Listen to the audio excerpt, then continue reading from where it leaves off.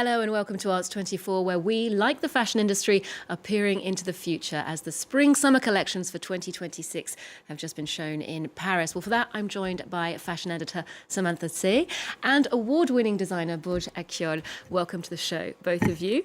Now, Burç, your label has been showing for a couple of years now in the official calendar. Your creations have graced the shoulders of celebrities like Kendall Jenner, Cate Blanchett, Zendaya, just to name a few. This season in Paris, there are a lot of new faces, new arrivals, but you've just presented your fifth collection, so you're not one of them. How did this collection go compared to your first time at Fashion Week? Actually the same. It's always the same, very stressful and magical moment. So it still has the spark of new for me. Yeah? You weren't nervous the first time? And We were nervous, but you're nervous because you're putting out something that really counts for you, and that just is part of the game. But nervous regarding the work? No, we were happy with what we were showing and proud, and I think it manifested. Absolutely. Certainly looking at those images, it did. Well, Samantha, like I said, some very high-profile arrivals at major French labels. Tell us more about that. It was a really big season, a lot of debuts, but of course, the one that everyone was excited to see, the one that everyone was talking about, was of course at Chanel. Mathieu Blazy was named the creative director of the brand in April, and he has shown his very first collection for the brand. Now, what was really great was that he brought the show back to the Grand Palais, which is of course where Karl Lagerfeld before him had several of his most iconic shows there. And this time they brought people into the universe of Chanel with a beautiful solar system that has been recreated, and it was absolutely dreamy. Now, about the collection, of course, he is a master at, textiles and fabrication. And that was definitely seen in this collection. We saw a lot of feathers. We saw a lot of reinterpretation of the Chanel codes, the tweed suit that has been, shrunken and taken it a little boxier, a little bit more modern. We have a lot more androgyny. So that was really beautiful. And of course, the accessories he's reimagined. So I think we're going to definitely see some very coveted pieces definitely coming up. But he wasn't the only one, actually. I think another really big one was Jonathan Anderson at Dior. Now, of course, his historic appointment came as he, was helming both the men and the women. And this is his women's debut. And those are, big shoes to fill. And of course, he did an incredible job as well, he's a very popular designer. He knows, I think, he's really tapped into the zeitgeist. And what's great about him is that he has taken also the codes of the house and he's changed the proportions and he's made it very fun. I think there's a youthfulness and like a fun and a swag that the brand hasn't seen in a while. What's great about Jonathan is that he is a master of accessories, and he has completely changed up the game and given us a lot of new things to look at and to buy. I would say keep your eyes out on the bags, definitely. Okay. And Balenciaga, the teams there have got a new boss who attracted quite a few celebrities to the show. Absolutely. So this is the debut of Pier Paolo for Balenciaga. Of course, he was formerly at Valentino. Now, his front row was very starry. Of course, he had Meghan Markle. He had FKA Twigs, Anne Hathaway, among many others. And of course, that was beautiful. But, what is so great about Pier Paolo is his level of elegance, his level of refinement. Now, he paid homage to all the designers before him. So as you can see, a lot of the models, in fact, I believe all the models were wearing sort of the bug-eyed sunglasses that was made famous by Demna. But he's also really brought the collection back to the brand founder and really drew on those codes and really modernized it. And of course, his, pure Paulisms were there. He's got the beautiful color blocking. He's got the chicness. He's got the, the real refinement with materiality. So I definitely think this is going to be a really exciting brand to watch. Yeah, a new chapter for them. And what about across the other brands and the other houses, the major trends, looks, shapes that you observed?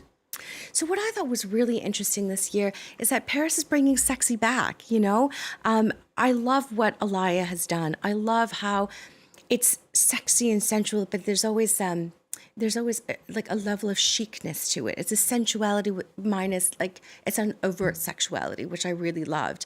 I loved how they had these these stockings that went up around, the knees or above the knees, and they had these giant fringes. So they kind of looked like boots, kind of could be a skirt, and they were paired with these like, mini tunics and whatnot. I think that was really, really beautiful. And definitely has me thinking about new shapes, new silhouettes, and new possibilities of dressing. But on the other hand, you have Junya Watanabe, who is a Japanese designer who's been showing in Paris for years.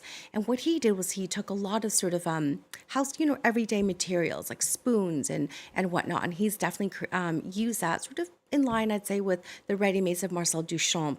And he's created, really interesting collection using unusual materials. And Burç, I know that the construction of a particular silhouette, tailoring is a very important part of your label's DNA. I believe your father was a tailor, right? Yes. What was the best lesson he taught you about the construction of a garment? Not to touch the fabric too much while stitching at the machine, because it kind of has to do its own job.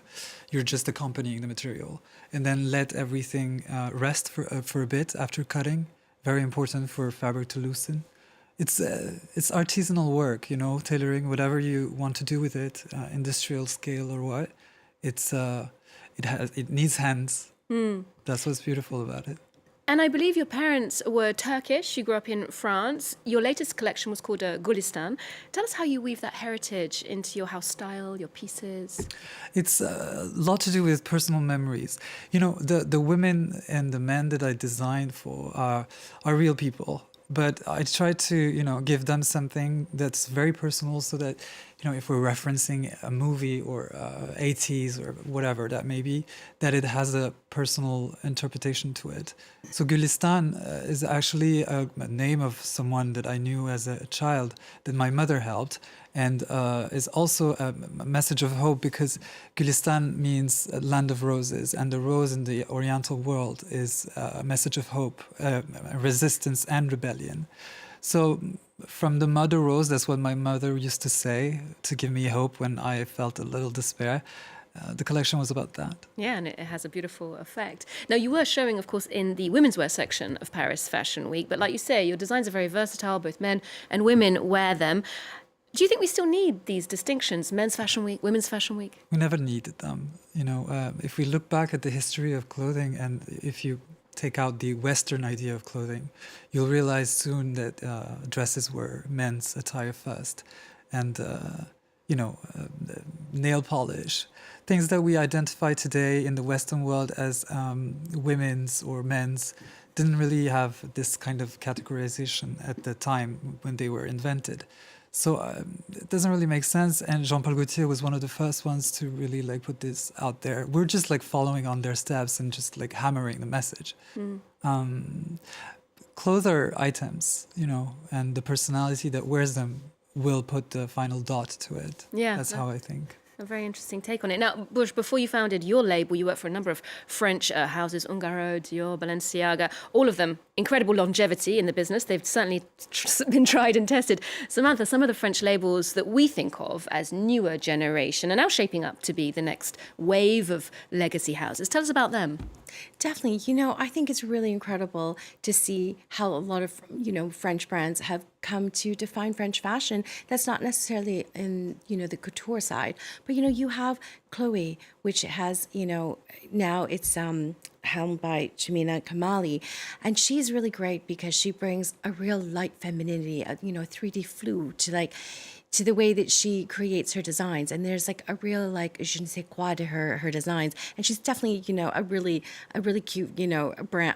I wouldn't say cute brand, but it's a really beautiful feminine brand that has a lightness to it that's very French. And of course, you have Isabelle Marant, who is fairly new in comparison to Chloe.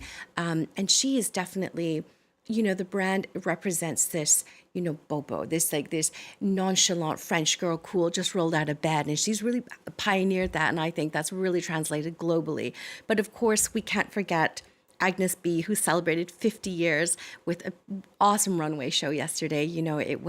She's always been such a supporter of the creative industry. And, she was the first person really to bring like an elevation to everyday dressing. So that's what I really think is so great, that after 50 years, she's still run, independently. She still is a supporter of the arts, and she still has such a strong opinion, a strong point of view. And as you point out, so interesting to see that those are three female designers in contrast to the men at the head of big houses this year. Burç and Samantha, thank you so much for joining us today. We'll wrap up the show with a look at Agnès B's latest collection after 50 years in the business, with some very cheerful models on her catwalk. Thanks for watching, and do join us next time here on Arts 24.